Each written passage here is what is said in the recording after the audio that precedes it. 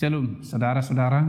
Jumpa lagi di dalam Renungan Harian HKBP Maranatha, Resort Maranatha, Rawalumbu, untuk hari Rabu 30 September 2020.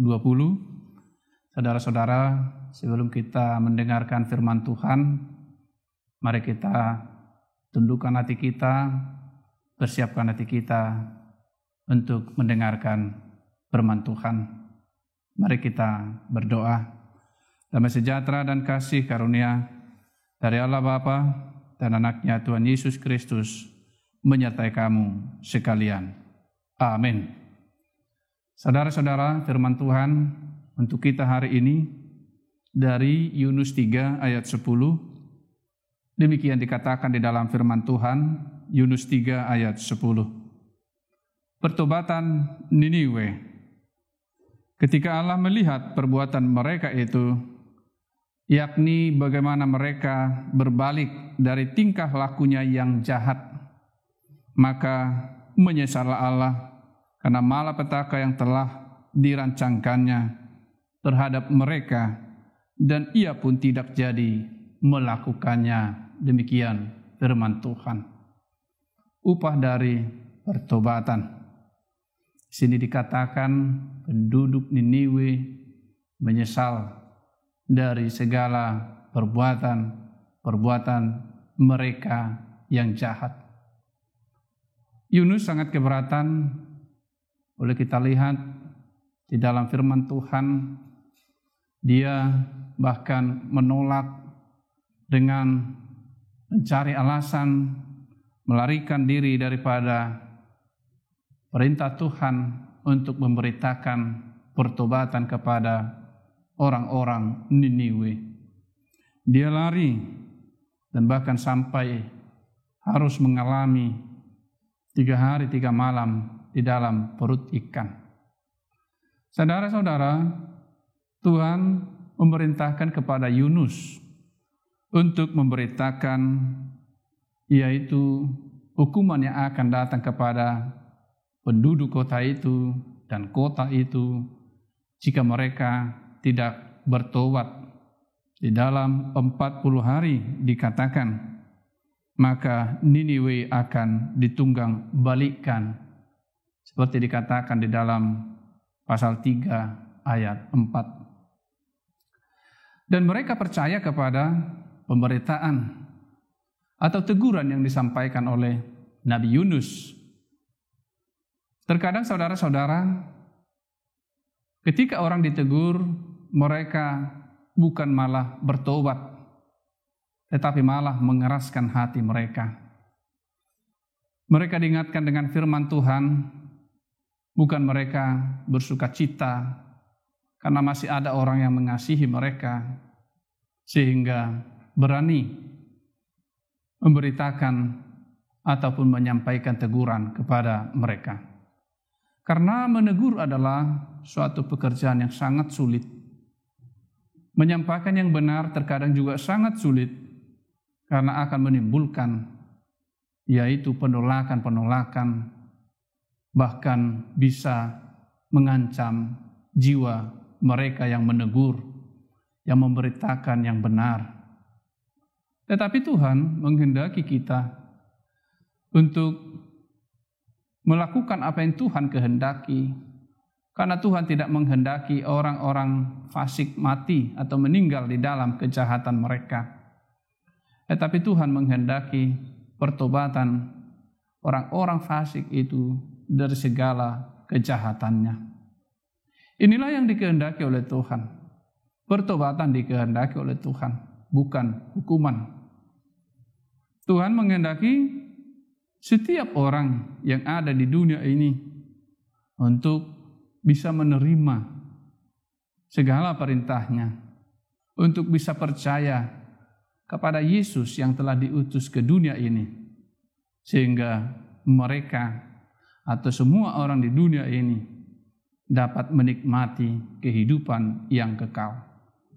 Saudara-saudara, karena begitu besar kasih Allah akan dunia ini, karena begitu besar kasih-Nya akan manusia yang diciptakannya, sehingga Dia mengirimkan hamba-hambanya, bahkan anaknya sendiri, agar mereka mau bertobat, meninggalkan segala perilaku-perilaku yang jahat, yang membawa kepada kematian.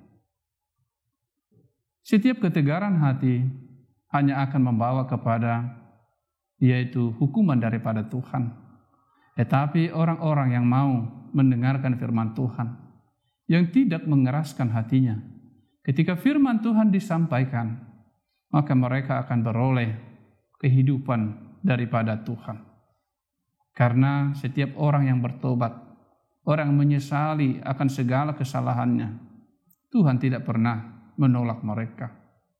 Seperti pemungut cukai, ketika dia menyesali dosa-dosanya, ketika dia meninggalkan segala kesalahannya atau kebiasaan-kebiasaannya yang selama ini tidak berkenan di hadapan Tuhan, maka Tuhan menerima mereka dan memberikan kehidupan yang kekal bagi mereka.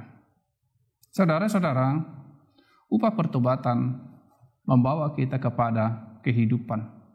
Tetapi kekerasan hati hanya membawa kepada kematian. Oleh karena itu ketika kita mendengar firman Tuhan, ketika dikatakan di dalam Tita yang pertama sampai Tita yang ke-10, mari kita lakukan itu dengan sungguh-sungguh. Jangan membunuh dikatakan, karena setiap pembunuh tidak masuk surga.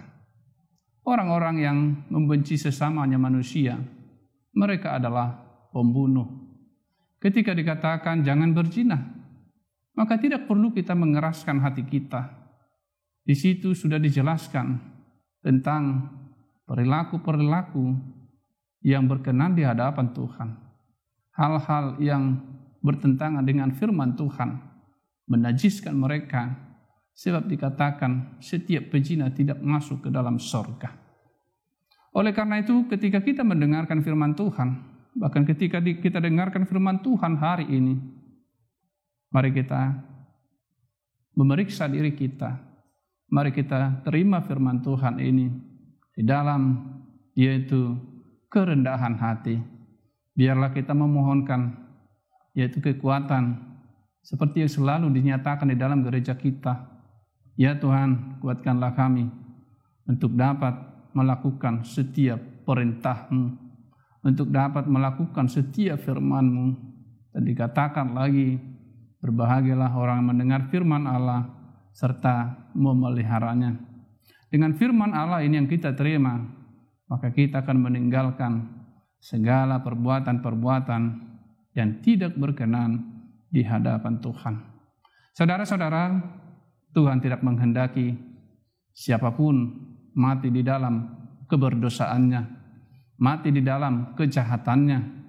Tetapi Tuhan menghendaki semua orang datang kepadanya dengan meninggalkan segala dosa-dosanya, dengan menyesali segala perbuatan-perbuatannya yang jahat, sehingga Tuhan akan memberikan kehidupan yang kekal bagi mereka, bagi setiap yang mau meninggalkan segala dosa-dosanya, kebiasaan-kebiasaan yang buruk, dan hidup di dalam firman Tuhan. Saudara-saudara, kiranya firman Tuhan pada hari ini memberkati kita semua untuk mau bertobat, meninggalkan segala yang bertentangan dengan firman Tuhan, yang mungkin dunia ini mengatakan itu bisa, tetapi ketika firman Tuhan mengatakan itu tidak bisa, jangan mengeraskan hati kita.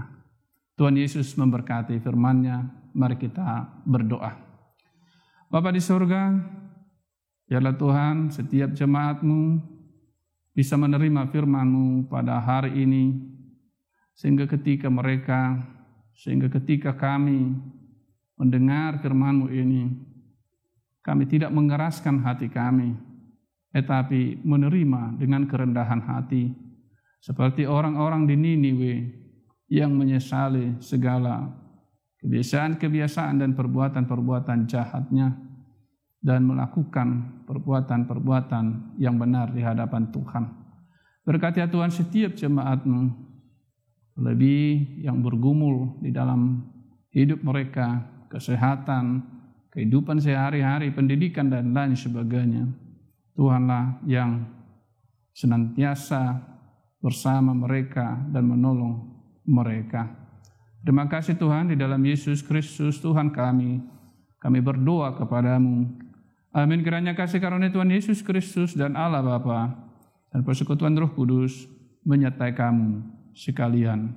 Amin. Shalom buat kita semua.